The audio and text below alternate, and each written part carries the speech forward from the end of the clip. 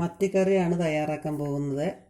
അതിന് ആവശ്യമായ സാധനങ്ങൾ മെയിനായിട്ട് മത്തി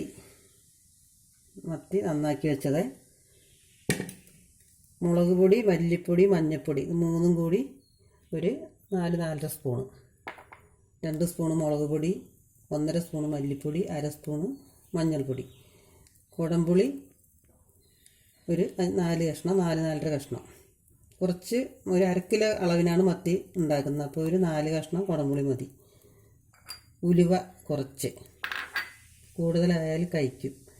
കരിവേപ്പില കുറച്ച്, വെളുത്തുള്ളി, പച്ചമുളക്, ഓയില്, നിങ്ങൾക്ക് വെളിച്ചെണ്ണയോ ഓയിലോ നിങ്ങൾ ഏതെണ്ണ ഉപയോഗിക്കുന്നത് വെച്ചാൽ അതെടുക്കാം.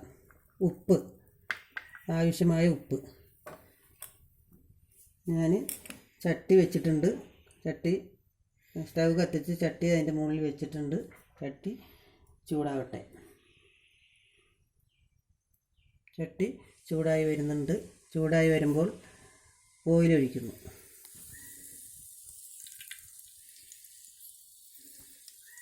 ഓയിലൊന്ന് ചൂടാകുമ്പോൾ ഉലുവ ഇട്ട് കൊടുക്കാം. ചൂടാകട്ടെ. ഈ മത്തിക്കറി വെച്ച് കഴിഞ്ഞിട്ട് നിങ്ങൾ ഇതേപോലെ വെച്ച് നോക്കണം. എൻ്റെ ചാനൽ സബ്സ്ക്രൈബ് ചെയ്യണം, ബെൽ ബട്ടൺ അമർത്തണം, എന്നാലേ ഞാനിടുന്ന വീഡിയോ നിങ്ങൾക്ക് കാണാൻ കഴിയുള്ളൂ. ഉലുവ ഇട്ട് കൊടുത്തു. ഉലുവ ഒന്ന് പൊട്ടട്ടെ.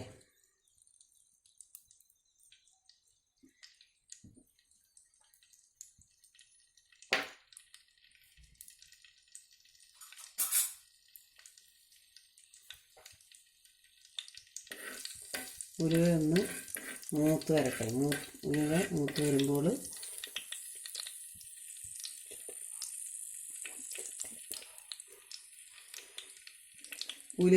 വരുമ്പോൾ നമുക്ക്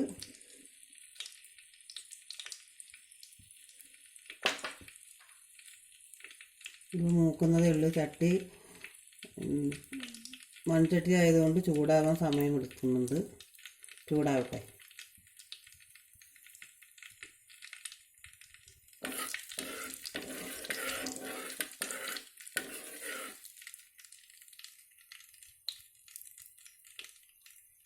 ഉലുവ മൂത്ത് വരുന്നതേ ഉള്ളൂ. ഉലുവ മൂത്ത് വരുമ്പോൾ മൂക്കുന്നുണ്ട്. ഉലുവ മൂത്തിട്ടുണ്ട്. ഇനി അടുത്തതായി നമുക്ക് വെളുത്തുള്ളിയും പച്ചമുളകും ഇട്ട് കൊടുക്കാം.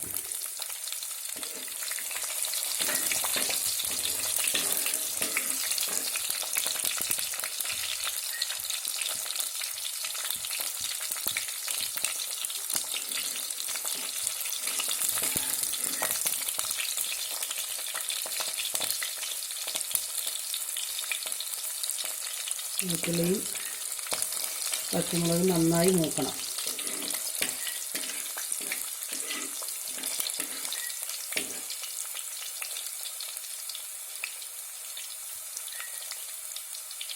കരിഞ്ഞ നിറമാകാൻ പാടില്ല. ഒരു വാട്ടം അത്ര മതി. ഇനി നമുക്ക് മുളക് പൊടി, മല്ലിപ്പൊടി, മഞ്ഞൾപ്പൊടി, ഇത് മൂന്നും കൂടി ഞാൻ എടുത്തു വെച്ചത് കാണിച്ചല്ലോ, അത് ഇട്ട് കൊടുക്കാം.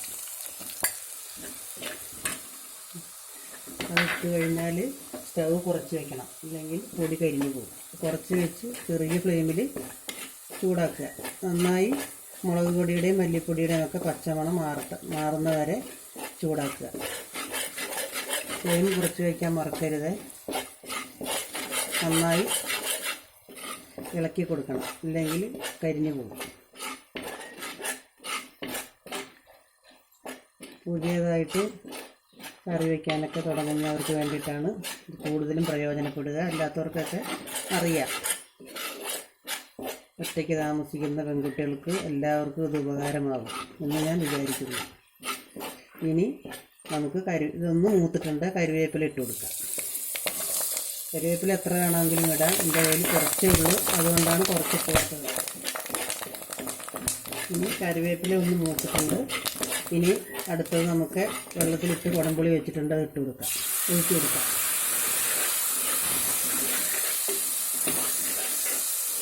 ഇനി അടുത്തത് ഉപ്പ് ചേർത്ത് കൊടുക്കാം. വേണ്ട ഉപ്പ്, നമുക്കിതിന് ആവശ്യമായ ഉപ്പ് നിങ്ങൾ എത്ര മീനെടുക്കുന്നോ അതിനനുസരിച്ചുള്ള ഉപ്പ് നിങ്ങൾക്ക് ചേർക്കാം. ഇത് കുറച്ച് ഞാൻ ചേർത്തിട്ടുണ്ട്, പോരെങ്കിൽ പിന്നെ നമുക്ക് ചേർക്കാം.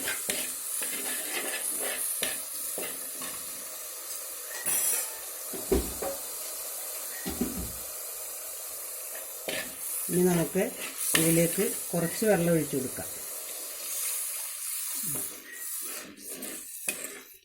ഇത് മതി. ഇനി വേണമെങ്കിൽ നമുക്ക് ഒഴിക്കാം. എന്നിട്ട് നമ്മൾ ക്ലീൻ ചെയ്ത് വെച്ചിരിക്കുന്ന മീനിട്ട് കൊടുക്കുക.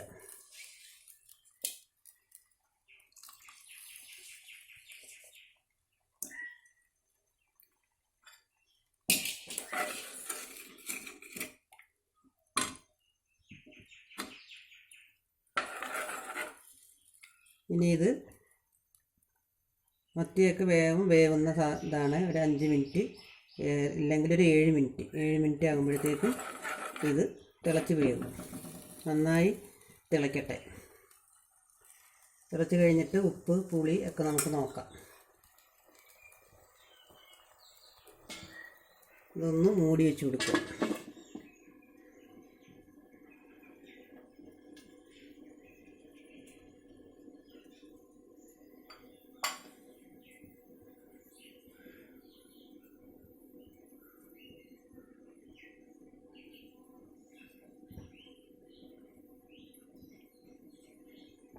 പുതിയതായിട്ട് തുടങ്ങിയ ചാനലാണ്, എല്ലാവരും ഒന്ന് സപ്പോർട്ട് ചെയ്യണം.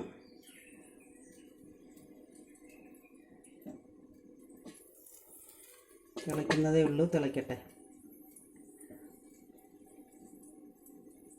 ഒറ്റയ്ക്ക് ഫ്ലാറ്റിലോ എവിടെ ആയാലും ഒറ്റയ്ക്ക് താമസിക്കുന്ന പെൺകുട്ടികൾക്ക് വളരെ ഉപകാരപ്രദമായ വീഡിയോ ആണ്. കുറച്ച് മീൻ കിട്ടിക്കഴിഞ്ഞാൽ നിങ്ങൾക്ക് ഇതുപോലെ വളരെ ഈസിയാണ്. വളരെ കുറച്ച് സാധനങ്ങൾ മതി ഇങ്ങനെ ചെയ്തെടുക്കാം.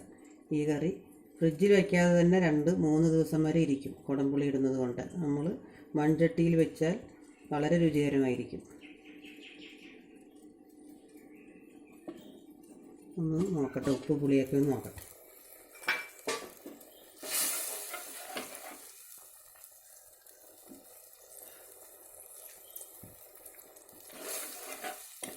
നമുക്ക് എല്ലാം ഇപ്പോൾ ഉണ്ട്.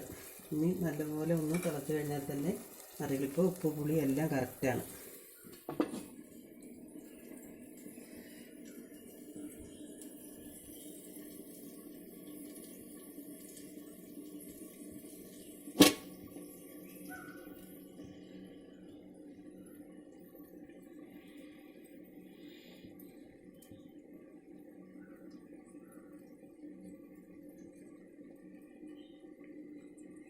കുടംപുളി ചേർത്ത് കറി വയ്ക്കുന്നവരാണെങ്കിൽ കുടംപുളി ഇടാം, അല്ലെങ്കിൽ വാളൻ പുളിയും നിങ്ങൾക്ക് ഉപയോഗിക്കാം.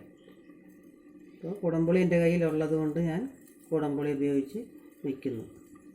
നിങ്ങൾക്ക് ഏത് പുളിയാണോ യൂസ് ചെയ്യുന്നത് അത് യൂസ് ചെയ്യാവുന്നതാണ്. ഇപ്പോൾ നമ്മുടെ മീൻകറി നന്നായി തിളച്ചു, നല്ലപോലെ വെട്ടി തിളച്ചിട്ടുണ്ട്. നമ്മുടെ മീൻകറി ഇവിടെ റെഡി.